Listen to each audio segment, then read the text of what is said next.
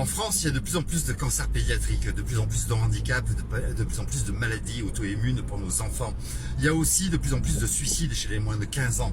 Il y a la protection de l'enfance qui n'est pas abusive, qui n'est pas défaillante, elle est complètement maltraitante.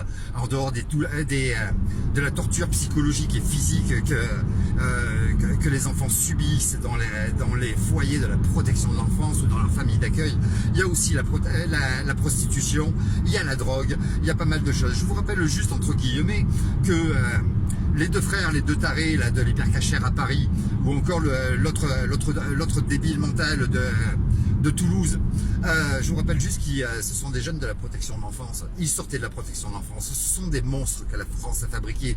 Parce qu'un enfant qui est privé de tendresse, qui est privé de modèle, qui est privé d'une stabilité affective, eh bien il est complètement déstabilisé et ça devient un monstre. Un enfant ne peut pas vivre sans une stabilité affective et la France fabrique des monstres aujourd'hui.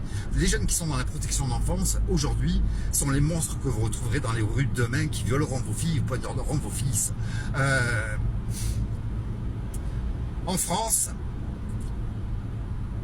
il y a de plus en plus de pédophilie. En France, il y a 11 vaccins obligatoires, personne n'a bronché. Il y a eu le masque dans les écoles, personne n'a bronché. Mais pendant ce temps, les faibles d'esprit s'intéressent à des hystéries collectives, comme les extraterrestres, comme la taille du clito de la mère Macron, ou encore, depuis un certain temps, Gaza. Gaza, c'est à des milliers de kilomètres, Gaza. Personne ne peut rien y faire. Si vous voulez y faire quelque chose, le seul moyen réel, c'est de prendre un billet d'avion et de s'y rendre. Sinon, en discuter sur les réseaux sociaux et publier, ça sert à que dalle. Mais par contre, pourquoi vous vous intéressez à Gaza? Pour la plupart d'entre vous, Gaza, vous ne savez même pas où c'était avant qu'heure.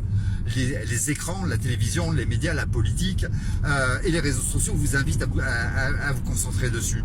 Avant, la plupart ne savaient même pas où c'était. Mais pourquoi vous vous y intéressez? Justement, parce que vous avez été influencé, parce que les écrans, les réseaux sociaux, la télévision, les médias, la politique vous ont invité à vous y intéresser. Ils vous ont dit c'est ça dont il faut parler aujourd'hui. Mais pendant ce temps, vous vous êtes intéressé à des images de choc, des enfants qui étaient blessés, etc., etc. Mais en France, nos enfants, ils crèvent aussi. Ça se passe en France, ça concerne nos enfants. Ça intéresse qui? Personne. Moi j'appelle ça de la lâcheté. Dès lors qu'on regarde par le balcon pour regarder l'immeuble d'en face, alors que notre immeuble est en train de prendre feu et qu'on ne veut rien faire pour notre immeuble, j'appelle ça de la lâcheté. En France, il n'y a personne qui fait rien pour nos enfants. En France, nos enfants, ils souffrent et ils crèvent réellement. Allez voir dans les hôpitaux pédiatriques, ça confirmera ce que je dis. Il n'y a personne qui a envie de rien de faire. L'alimentation, les vaccins, tous les poisons qu'on injecte et qu'on donne à nos enfants, sans parler de l'éducation sexuelle. Il y en a qui vont me dire « Ouais, mais je publie. » C'est pas une action de publier. C'est juste un divertissement. Ça vous donne bonne conscience, mais c'est juste un divertissement et ça apporte rien du tout. Ensuite, il y en a qui vont me dire, je fais des manifs. Depuis le début du XXIe siècle, il n'y a plus aucune manif qui sert à rien. Mais ça vous donne bonne conscience, ça vous permet de discuter, de rencontrer du monde. C'est autrement plus facile que de prendre une canette de bière, de se mettre une pancarte autour du cou et d'aller rigoler avec les copains dans la rue. Mais c'est pas ça une action.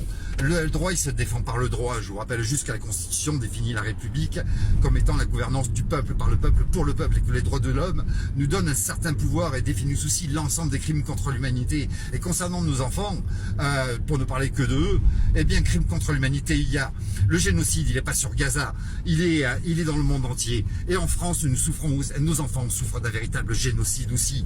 Mais pour en revenir à Gaza, pourquoi vous vous intéressez à cette guerre et à ce pays qui est à des milliers de kilomètres? Parce que, je vous l'ai dit, les écrans, on vous a dit de vous intéresser à ça, parce que vous êtes influençable et influencé. Mais en revanche, pourquoi ces personnes ne s'est intéressé à la guerre au Yémen? Pourquoi on n'a pas fait des lives sur la guerre du Yémen, l'un des pays les plus pauvres du monde où on est en train de massacrer la population? Pourquoi on ne s'intéresse pas à la guerre du Burkina Faso? Pourquoi il n'y a pas eu de publication sur la guerre du Burkina Faso? Parce qu'on ne vous l'a pas dit, parce qu'on ne vous l'a pas montré, et vous vous y intéressez pas parce qu'on ne vous a pas invité à vous y intéresser. Pourquoi personne ne s'intéresse aux enfants qui meurent dans les mines de cobalt au Congo? Parce qu'on ne vous a pas demandé de vous y intéresser. Mais voilà, les simples d'esprit ont besoin d'être guidés. C'est à ça que tu dois t'intéresser, donc tu restes à Gaza. Mais bordel, en France, nos nos enfants sont en train de crever, il n'y a personne qui s'y intéresse, il n'y a personne qui mène une action. Je vais vous dire un truc, c'est qu'en France, si on mange de la merde aujourd'hui, on la mérite bien, cette merde. Parce qu'un pays qui ne protège plus ses enfants et qui ne respecte pas ses anciens, c'est un pays qui n'a plus de valeur, donc on mérite la merde qu'on est en train de bouffer aujourd'hui. Salutations.